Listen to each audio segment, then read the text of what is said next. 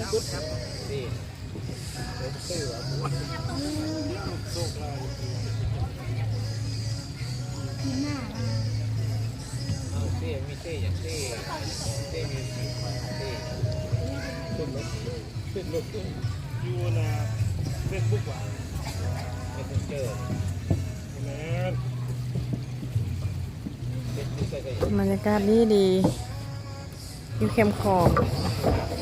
ทางไปสังทองแต่เย็นกำลังจะตก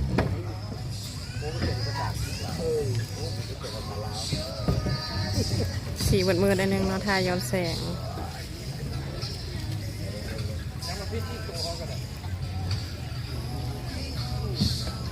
อยู่ทางนั้นกับฟังไทย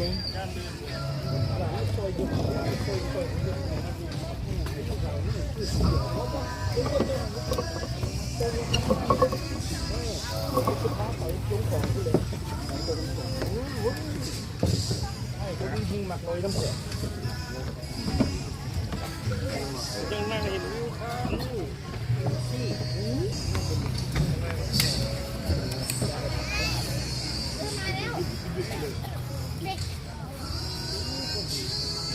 นี่เริ่มใต้ไฟแล้ว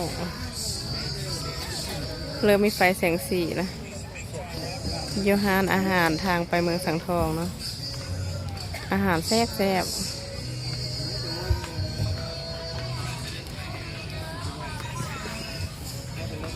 งานมะเร็งนะคะจะมานั่งกัน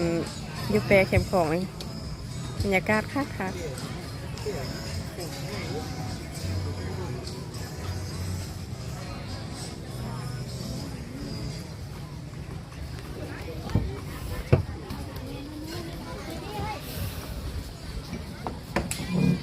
มีต้นเท้า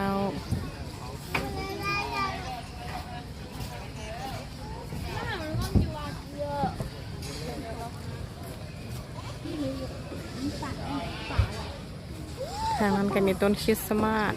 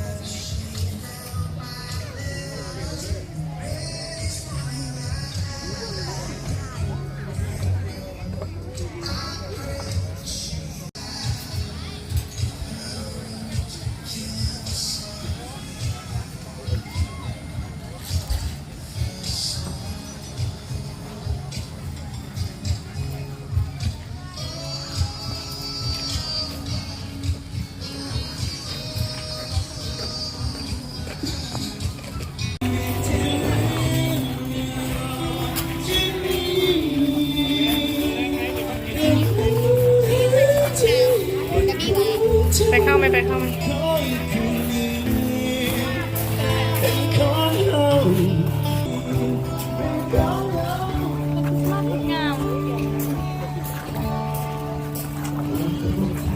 ต่อข้างหน้า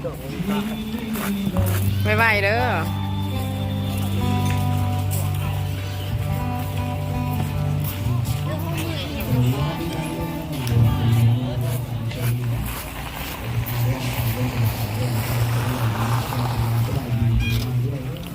ส่งอาหาร